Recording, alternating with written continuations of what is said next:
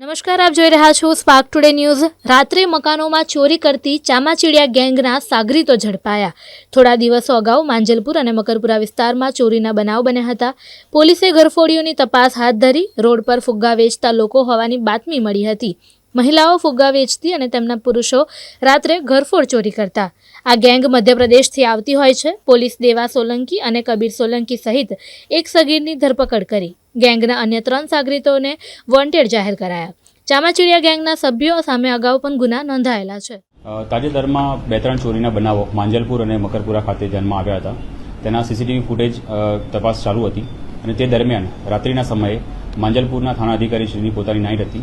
તે નાઇટ દરમિયાન એમને 2 શંકાસ્પદ ઇસમો મળ્યા કે જેઓ સ્કૂલમાં લઈ જવાની દફતર બેગ જેવું ખભે ભરાવીને જતા હતા।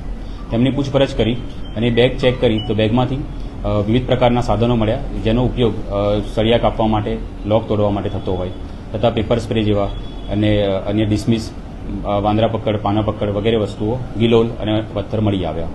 ત્યારબાદ વધારે પૂછપરછ કરતા આગળ એક માણસ જઈ રહ્યો હતો અને તે પણ એ જ સાગરીતનો એમનો જ એક સાગરીત હતો અને એ ટોળકીનો ભાગ હતો।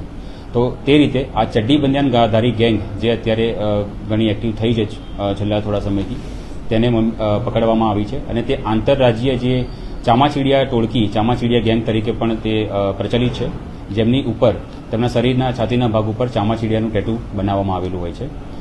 આ લોકોની જે મોડસ ઓપરેન્ડી છે તેમાં તેઓ છાયાપુરી સ્ટેશન પર ઉતરે છે, ત્યાંથી ફાટકે રેલવેના પાટા સાથે ચાલતા માંજલપુર ગામ પાસે આવે છે અને ત્યાં દિવસ દરમિયાન ફુગ્ગા વેચવાના બાને કે કોઈ લારી ચલાવવાના બાને રેકી કરે છે અને જે બંધ મકાન મળી આવે તે મકાન પર રાત્રિના સમયે ચોરી કરવાનો પ્રયાસ કરે છે અને તાળું તોડવાનો પ્રયાસ કરે છે અને ચોરીનો સામાન લઈને અલગ અલગ ટીમો બનાવીને ચોરી કરતા હોય છે।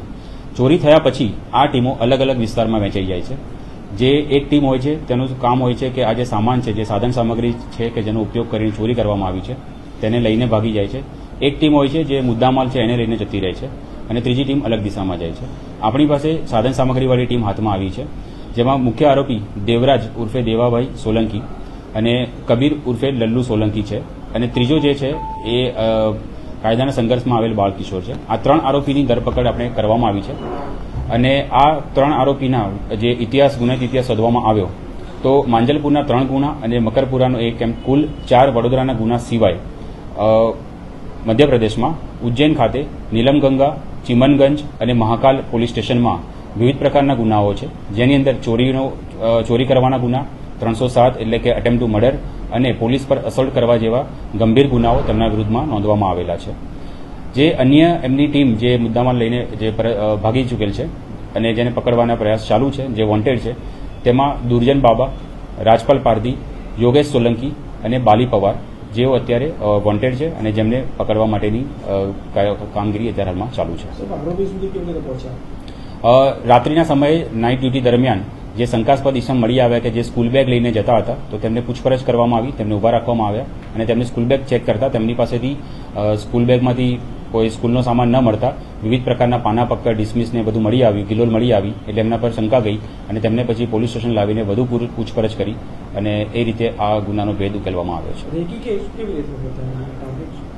તેઓ ફુગ્ગા વેચવાના બાને અલગ અલગ સોસાયટીઓમાં અત્યારે ઘણા બધા મેળા જેવો માહોલ પણ છે વિસ્તારમાં, તો ત્યાં પણ ફરતા હોય છે।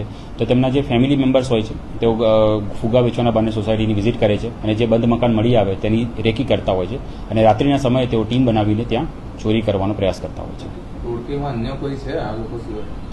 કુલ 3 વ્યક્તિઓને આપણે પકડ્યા છે, જેમાંથી 2 માણસો દેવરાજ અને કબીર છે અને ત્રીજો છે એ માઇનોર છે।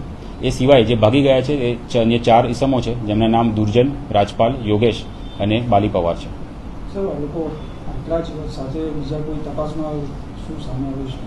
અત્યાર સુધીની જે તપાસ કરી છે તે દરમિયાન 4 ગુનાનો ભેદ ઉકેલ આવ્યો છે, જેમાંથી 3 ગુના માંજલપુરમાં દાખલ થયેલા છે, એમાંથી 2 દાખલ થયા છે, ચોરી થયેલી છે અને એકમાં ચોરી કરવાનો અટેમ્પ્ટ કર્યો હતો પણ ચોરી થઈ શકી નહોતી અને મકરપુરાની એક ચોરીનો ભેદ આમાં ઉકેલ આવ્યો છે અને હજુ તેમના જે રિમાન્ડ માંગવામાં આવશે અને જરૂરથી આગળ તપાસ કરવામાં આવશે કે અન્ય કોઈ વિસ્તારમાં તેઓ ચોરીનો બનાવ બન્યો હોય તો તે બાબતે પણ તપાસ કરવામાં આવશે। તેમના જે લુક છે અને જે તેમની ગેટ એનાલિસિસ જોતા સીસીટીવી સાથે તેમની તમામ વસ્તુ મેચ થાય છે અને તેના આધારે યોગ્ય પુરાવા પણ આપણે આયોગ દ્વારા ઊભા કરવામાં આવ્યા છે. આ રેલવેના ફાટકથી જવાનો હેતુ શું હતો? છાયાપુરી એ થોડું છેવાડાનું સ્ટેશન છે, એટલે મેઇન સ્ટેશન ના ઉતરતા છાયાપુરી સ્ટેશને ઉતરે છે અને રેલવેના ફાટક એકદમ ત્યાં જનરલી પોલીસ અને પબ્લિકની અવરજવર ઘણી ઓછી હોવાના કારણે ફાટકે અને રેલવેના પાટા સાથે ચાલતા તેઓ માંજલપુર સાઈડ આવે છે.